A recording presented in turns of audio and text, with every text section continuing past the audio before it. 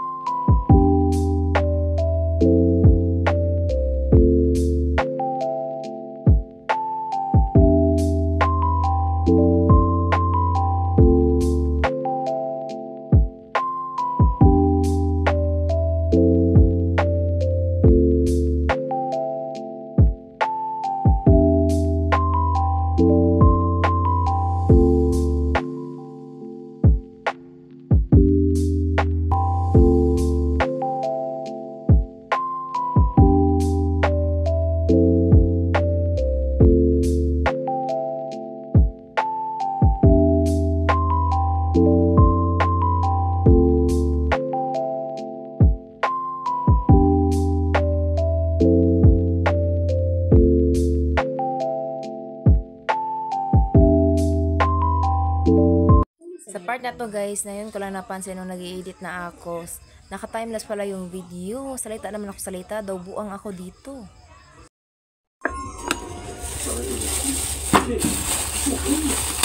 Abe! Kasiga daw ang suga, abe! Ano yun guys? Yun yung salita namin dito sa Bantayan Island. Bantayan Island guys is actually an island in the Cebu province. So yan, yun yung salita namin dito, Binantayan. More of like pareha siya ng salita ng Bisaya. But not totally na pareha talaga lahat. May mga words na pareha. Anyways, ito yung butter na ginagamit ko guys. This one is the local brand of a butter. Marami naman ito ng butter, pero dito sa amin, ito yung kadalasan ko nakikitang butter. Especially sa town namin dito. Anyways, kasi may butter naman dito, pero mahal. Since, luto tayo na affordable. Anyways, hiwain ko lang itong butter into 3 cubes.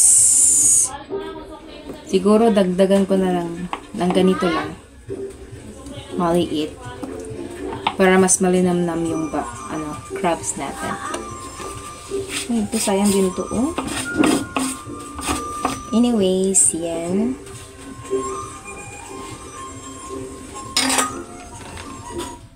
And ilagay ko lang siya guys sa another bowl kasi mamantika kasi yung butter. It can easily melts. So, yeah.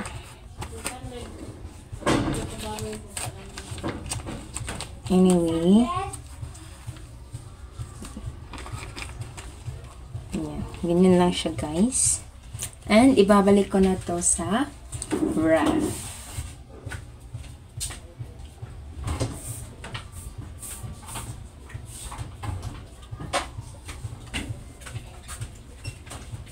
Asan ba dito yung yung pan? Okay, hanapin ko lang muna. E dito muna kayo. Yan, para makita nyo naman ako. Yan. Ito, andito pala sa ilalim. Okay. Ugasan ko lang to.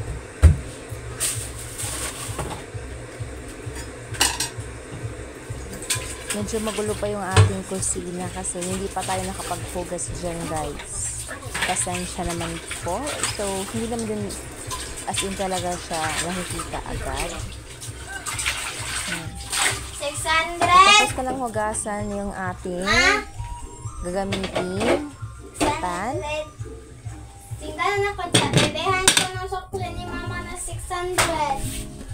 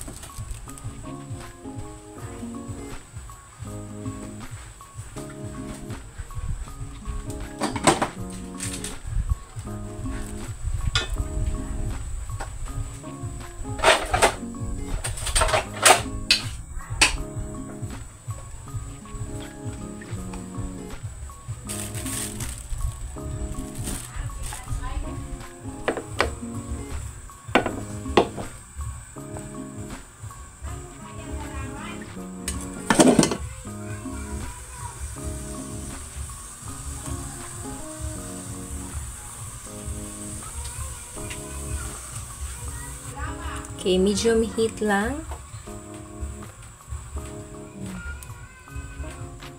Para hindi siya madaling ma-absorb yung butter. Okay, mainit na yung ating pan dito, guys. Ilagay na natin yung cubes ng butter.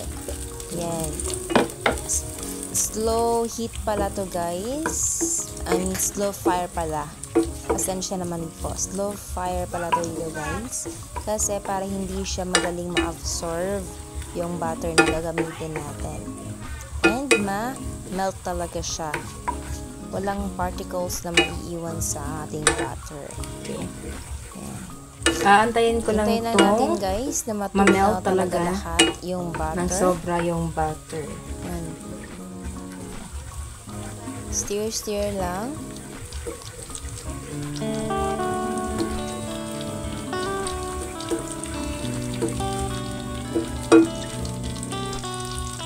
And ilagay ko na ang onions. Ganito ako pag may luluto guys ng butter. Lalo na pag wala ang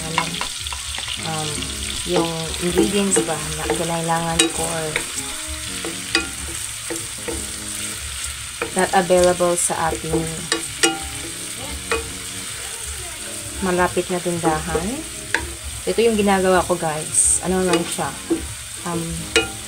Nilalagyan ko lang siya ng sibuyas, garlic,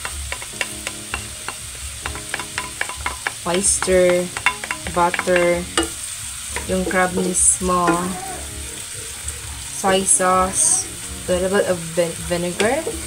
Okay na siya guys. Na sahog sa ating butter. Ayan. Lagay ko na pala yung bawang guys pagkatapos matislisin ang ating onions. And ito na yung ating hash. butter. Ano ba guys kung blue crabs ba to or ano? Ayan. Kasi parang nasa malapa. Sarap. Pinilin. Hindi kasi ako masyadong maalam sa ano guys, sa seafood. Basta magtingin ko ng crabs yan, hindi ko na alam kung anong klase ng crabs yan. Basta alam ko crabs lang yan. Anyways, nabili ko mga pala to guys. I mean, yung mama pala. Kasi may nag-deliver nito sa amin. Binenta ba sa amin? And masarap siya guys kasi fresh pa, bagong huli pa siya. So, yung pagkakastir ko yan guys is I stir ko na gentle way kasi baka madurog yung crabs nito.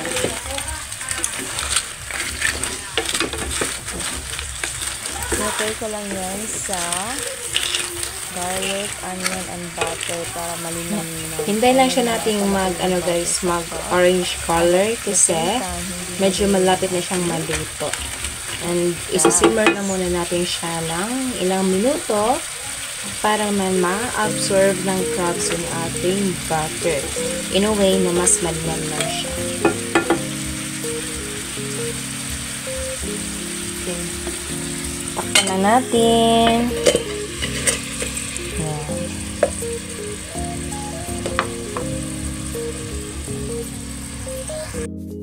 Okay, so ito pala guys is tingnan natin. Kainit naman dito. Wow. Sobrang sarap guys. Nakakakamukha dito pa. Sinasabi or sinister. Anyways, ang kasama ko pala. Lagyan siya natin ng oyster sauce. Hindi sasalita guys. It is also. Pero mostly talaga ay and na yan guys na dark soy sauce. Dark sauce. Yan. And also maglagay tayo na coconut ano to siya vinegar. guys? Coconut vinegar yung ginagay ko or sa ano pa sa Medyo maanghang siya guys. Sa amin. Ang konti lang naman kasi may sili siya. Or nalagay. Siling labuyo. Sobrang sarap siya. Which is gustong-gusto ko. As it adds some kick sa ating pagkain. Maanghang. Stinare-fry ko lang talaga siya or sa amin is okay lang din siya ako. Okay lang siya na ako. Anyways, Kulang ko ng tubig. Ayan lang natin itong maluto guys. So habang nasisimmer yung sauce na ilagay ko kanina, mga spices, lagyan natin ng konting tubig guys para at least naman hindi siya madaling ma-absorb ng fire yung ating sauce. And also masimmer din yung ating crabs sa sauce. Nilagyan ko din siya guys ng a little bit of salt. Salt? Nilagay ko guys kasi naglagay na ako ng dark soy sauce. Yan. And sobrang sarap guys na lagyan na pala yun ng garnish na green onions. Yan. Luto na yung ating crabs. Hindi balik ko kayo dito. Yan. Takpan ko lang ito. Kasi luto na yan guys eh. So anyways, dito kayo dapat. Maglilinis muna Dito guys tayo is ng kusina guys kasi tingnan nyo naman medyo magulo na yung ating kusina. Ako naman yan, nilagay ko muna lahat, kinuha ko lahat guys yung mga basura and also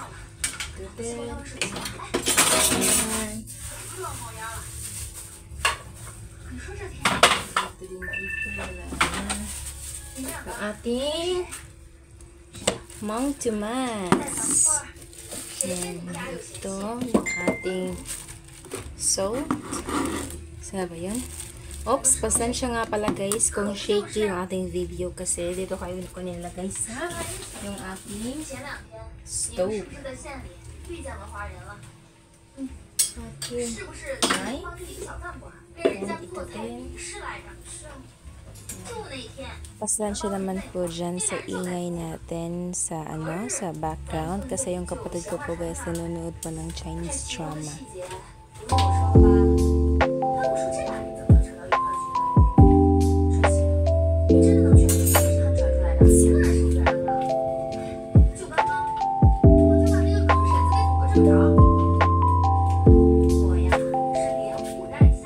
Yan, malinis na yan dyan. Okay, so ang problema is ito yun na lang yung ating hugasin. So ngayon guys is hugas ako ng aking mga pinaggamitang mga pinggan and also yan, ibabalik ko yan sa kanilang mga lagayan. Yeah, so dito ko kayo ilalagay para kitang-kita, di ba? Ay, hindi. Dito pala. Diyan.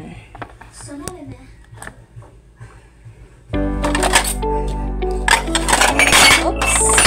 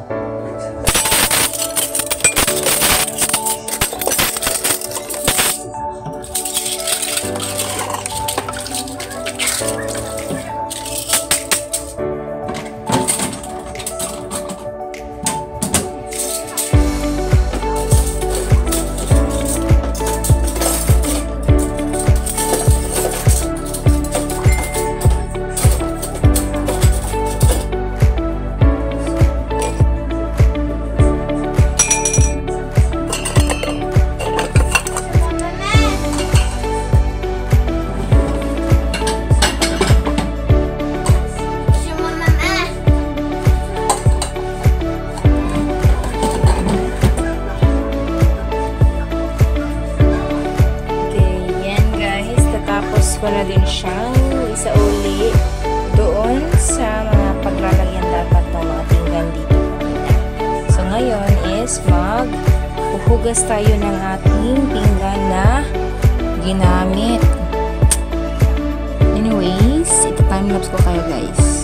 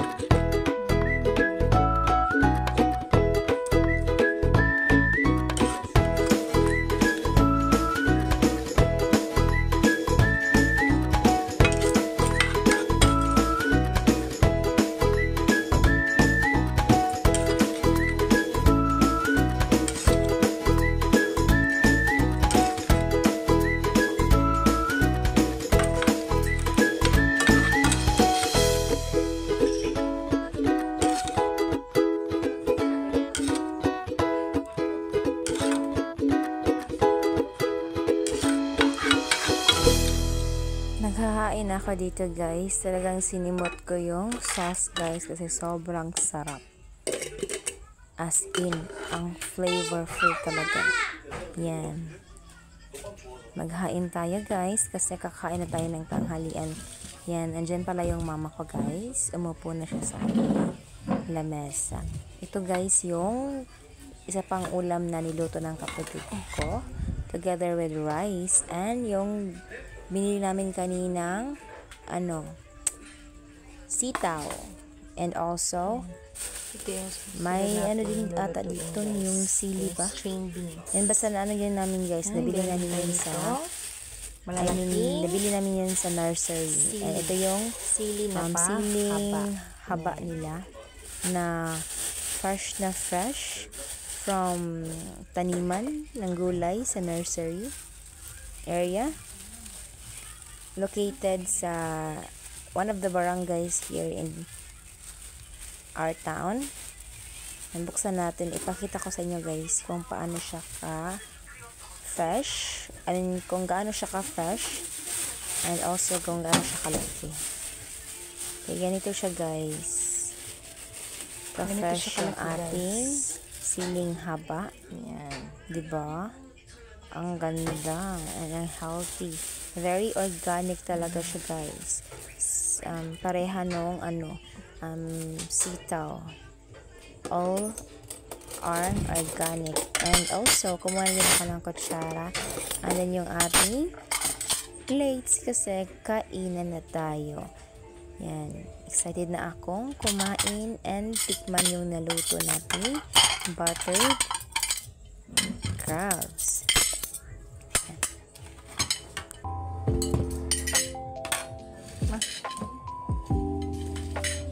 Gutom na kami dito guys. But anyways, for the video, tara. Ito yung naluto namin buttered crabs. Sobrang sarap guys. Mga unta guys or kain.